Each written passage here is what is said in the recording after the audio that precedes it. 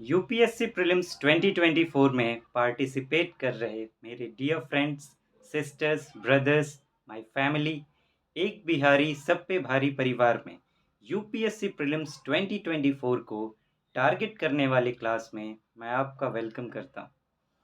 Friends, जैसा कि मैं कहते आ रहा हूँ कि अगर आपको 2024 का यूपीएससी प्रीलिम्स क्रैक करना है तो ये मोस्ट इम्पॉर्टेंट है, या मैं कहूँ सबसे ज़्यादा इम्पॉर्टेंट है कि जो पिछला प्रीलिम्स हुआ था यूपीएससी का 2023 वाला, उसके क्वेश्चन सेट की आपके अंदर बहुत अच्छी समझ हो। ऐसा मैं क्यों कह रहा हूँ? क्योंकि अगर आप पिछले बार के क्वेश्चन पेपर को उसके पहले के क्वेश्चन पेपर से कंपेयर करके देखेंगे तो आप देखेंगे कि क्वेश्चन का पैटर्न यूपीएससी ने पूरी तरीके से बदल दिया है।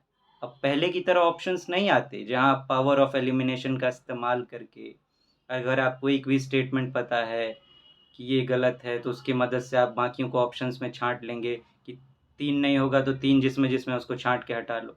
अब आप ये कर ही नहीं सकते। पावर ऑफ एलिमिनेशन यूजलेस हो गया क्योंकि अब ऑप्शंस कैसे आ रहे हैं? Only one, only two, all three, none. Statement 1 and 2 2 are correct and 2 is not the correct explanation for 1। इस तरीके के अब पावर ऑफ एलिमिनेशन का आप इस्तेमाल कर ही नहीं सकते। अब आपको एक नए पावर की ज़रूरत है। मैंने जब इस पर डीप रिसर्च किया कि क्या किया जा सकता है, अब किस पावर से काम आएगा, तो मैंने यूपीएससी के माइंड को पे बहुत डीप स्टडी करने की कोशिश की और ये मुझे समझ में आया है, एक्सपीरियंस के बेस पर मैं कह रहा हूँ फ्रेंड्स, कि यूपीएससी जो क्वेश्चंस डिज़ाइन करता है, फ्रेम करता है, उसको आप नॉलेज के आधार पर उतना सॉल्व नहीं कर सकते जितना कि आप समझ के आधार पर सॉल्व कर सकते हैं। इसको ध्यान में रखते हुए एक नई टेक्निक डेवलप की गई जिसे मैं कहता हूँ पावर ऑफ प्रैक्टिकल थिंकिंग। मैंने इसको डेवलप की ताकि एक ये जो रास्ता कट गया है पावर ऑफ एलिमिनेशन का, इससे बेटर कोई रास्ता हो और ये एक ऐसा रास्ता हो कि यूपीएससी कितने भी पैटर्न बदले उसको बीट ना कर सके। तो फ्रेंड्स, इस क्लास का मकसद ये है कि आप नॉलेज के बेस पर देखिए, आपने पढ़ाई तो अब जो हो करना होगा कर ली होगी, उस बेस पर एग्ज़ाम में आप बैठने वाले थे, तो जो भी आप मार्क्स ला सकते थे, मैं आप में कुछ ऐसे स्किल्स इन्हांस करूँ कि उसमें 15 से 20% बढ़ोतरी हो जाए मार्क्स में। और कई बार ऑप्शंस में कन्फ्यूजन बने रहते हैं, ज़्यादातर में बने रहते हैं, किसी में कन्फ्यूजन ना बना रहे। और सबसे बड़ी बात, जिस पावर ऑफ प्रैक्टिकल थिंकिंग में की मैं बात कर रहा हूँ, वो एक ऐसी पावर है कि अगर आपको क्वेश्चन का नहीं भी पता है, उसकी कोई नॉलेज नहीं है, तब भी आप प्रैक्टिकल समझ के आधार पर अलग तरीके से सोचकर आंसर तक बिल्कुल सही पहुंच सकते हैं। और ये जो नॉलेज हमें रहती भी, हम फिर भी कंफ्यूज्ड रहते हैं ना, इसमें वो बात ही नहीं है। एक तो नॉलेज का कंफ्यूजन भी आपका मिटा देगा, वो जो बाकी पढ़ के आप करते हैं उसमें भी 100% कॉन्फिडेंस ये पुट कर सकता है, और अपने आप में तो ये है। तो फ्रेंड्स, जैसा कि मैंने कहा कि पिछला जो है उसका क्वेश्चन सेट आपके दिमाग में होना चाहिए, समझ उसकी अच्छी होनी चाहिए। उस पर हम काफ़ी टाइम से बात भी कर रहे हैं। सिंगल स्टेटमेंट वाले सारे क्वेश्चंस हमने किए, कुछ डबल स्टेटमेंट्स वाले भी किए। आज एक और क्वेश्चन मैं कर रहा हूँ ज्योग्राफी का, ठीक है। सेट डी को लेकर हम लोग बातें कर रहे हैं, आप जानते हैं। ये उसका क्वेश्चन नंबर 14 है। ये ज्योग्राफी से रिलेटेड क्वेश्चन है। आइए देखें कि क्या इसको बिना नॉलेज के भी सॉल्व किया जा सकता है।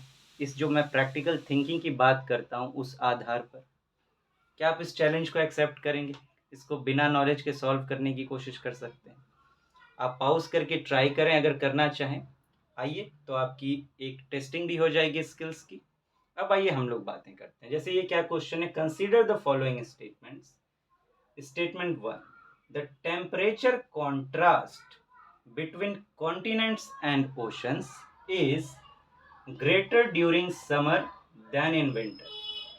कि जो कॉन्टिनेंट होती है, भूमि होती है, जमीन आप समझ लीजिए, और ओशंस, नदी पानी समझ लीजिए आप, इनके बीच में जो है, जो टेम्परेचर का डिफरेंस है, मतलब कॉन्ट्रास्ट जो है कि एक इस तरफ एक उस तरफ, डिफरेंस आप समझ लीजिए, वो जो है गर्मियों में ज़्यादा होता है, इज ग्रेटर ड्यूरिंग समर, और ठंडियों में कम होता है। अब एक तो ये बात है कि आपको इसकी नॉलेज हो, तो आप उस आधार पर सॉल्व कर लें। अगर ना हो तो क्या करेंगे?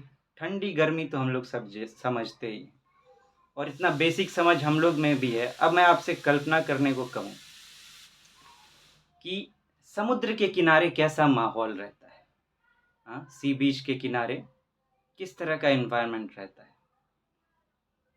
तो आप सोचेंगे, देखेंगे कि इस चीज़ को तो आप बेसिक तरीके से समझते होंगे कि कहा जाता है कि समुद्र के किनारे जो भी बसे हुए शहर हैं, वहाँ ना तो ज़्यादा गर्मी पड़ती है, ना तो ज़्यादा ठंडी पड़ती है। और एक बड़ा फेमस कहावत कहा जाता है कि वहाँ हमेशा एक एक चादर की ठंड रहती है, कि वहाँ बारिश पड़ते रहते हैं, हवाएं चलती रहती हैं बहुत सारी, तो रात में एक चादर पतली सी तो ओढ़नी पड़ती है। बस इस तरीके का मौसम जो है वहाँ रहता है। वहाँ ना ज़्यादा गर्मी ना ज़्यादा ठंडी। अगर इस बात को ही पकड़ कर चले कि वहाँ बैलेंस्ड एनवायरनमेंट रहता है, तो अब देखिए, मतलब समुद्र का जो टेम्परेचर है वो उस तरीके से आप कहेंगे कि लगभग लगभग हल्का ठंडा सा ही रहता है, और समुद्र के किनारे की जो ज़मीन है वो हल्की हल्की ठंडी सी ही रहती है।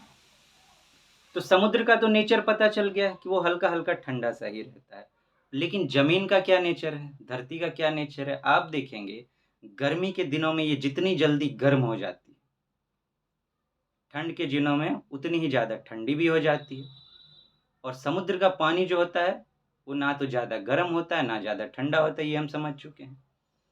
तो अब ऊपर से की कि मैंने ठंडी की बात, मतलब कि ठंड के मौसम में जो ज़मीन का हालत होगा, अगर ज़मीन में कहूँ ठंडी हो गई है तो पानी भी हल्की हल्की ठंडी ही रहती है। तो देखिए, मतलब एक बैलेंस्ड आसपास की बात है। लेकिन गर्मी में सोचिए कि टेम्परेचर कितना हाई हो जाता है ज़मीन का, लेकिन पानी तो लगभग उसी जगह पे है।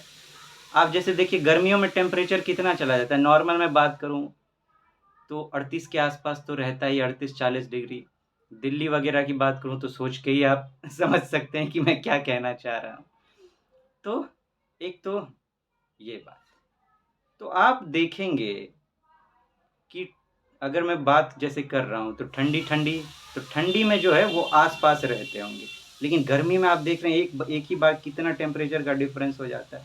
उस आधार पर जब आप सोचेंगे इस तरीके से प्रैक्टिकली, ऐसे तो मान लीजिए आप नॉर्मल अपने आसपास की भी बात कर सकते हैं कि पोखर है, नदी है, उस हिसाब से भी आप सोच सकते हैं। लेकिन चलिए ओशंस की बात कर रहा है तो हम वैसे ही सोच लेते हैं। इस बेस पर आप देखेंगे, नॉलेज की जरूरत तो नहीं पड़ी, हमने ऐसे ही सोच लिया। ये स्टेटमेंट तो ठीक लग रहा है। दूसरा, the specific heat of water is more than that of land surface. Specific heat क्या है? मतलब आप चीजों को गर्म कर रहे हैं तो वो कितनी देर में गर्म होगा, ये समझ लीजिए एक तरीके से। तो कह रहा है कि जो पानी का जो स्पेसिफिक हीट है वो लैंड के स्पेसिफिक हीट से ज़्यादा है, मतलब पानी को गर्म करने में ज़्यादा समय लगता है और लैंड को कम। ये दूसरी बात कही जा रही है। अब ये सही है या नहीं, ये कैसे पता चले? अब आपसे मैं एक सवाल पूछता हूँ कि आप बर्तन में पानी गर्म करते हैं या पानी पे बर्तन को गर्म करते हैं? आप ये मुझे बताइए। सोचिए सोचिए आप कहेंगे ये कैसा सवाल है, इसी से ये सॉल्व हो जाएगा। घर में आप पानी तो गर्माते ही होंगे कभी ना कभी। तो आप सोचिए, नीचे का जो बर्तन होता है वो तो हार्ड सरफेस होता है, हार्ड सरफेस होता है ना। तो मान लीजिए उसको लैंड की तरह आप मान लीजिए हार्ड सरफेस, लैंड हार्ड होता है, पानी तो तरल होता है, सॉफ्ट। उसके ऊपर जो है रखी जाती है क्या? पानी। फिर उसको गर्मा, इसका मतलब वो जो हार्ड सरफेस है वो जल्दी गर्म होगा, और पानी जो है वो देर से गर्म होगा। वो गर्म होगा तब ना वो अपनी गर्मी पानी में ट्रांसफर करेगा, और आप फिर भी देखेंगे कि पानी में उबाल तुरंत नहीं आता। और फिर जब गर्म करने के बाद उतार लीजिए, आप देखिए कि कौन सा ज़्यादा गर्म है, पानी ज़्यादा गर्म है वजह, या जिसमें आपने गर्माया है वो ज़्यादा गर्म है। पहले वो गर्म होता है, वो फिर अब अपनी गर्मी ट्रांसफर करता है पानी में। तो उस आधार पर देखिए हमने आराम से सोच लिया, उस आधार पर भी ये स्टेटमेंट भी जो है वो ठीक है कि जो हार्ड सरफेस होगा लैंड टाइप का, उसका जो स्पेसिफिक हीट है वो कम होगा वाटर से, क्योंकि वाटर देर से गर्म हो रहा है, उसको ज़्यादा समय लग रहा है गर्म होने में। तो ये दोनों स्टेटमेंट अपने आप में जो हैं सही तो हैं। अब ये देखना है, जैसे इसमें पूछा जाता है कि दूसरा इसका करेक्ट एक्सप्लेनेशन है या नहीं। अब देखिए, यहाँ तो टेम्परेचर कॉन्ट्रास्ट की बात हो रही है, क्योंकि पानी का अपना नेचर है, लैंड का अपना नेचर है।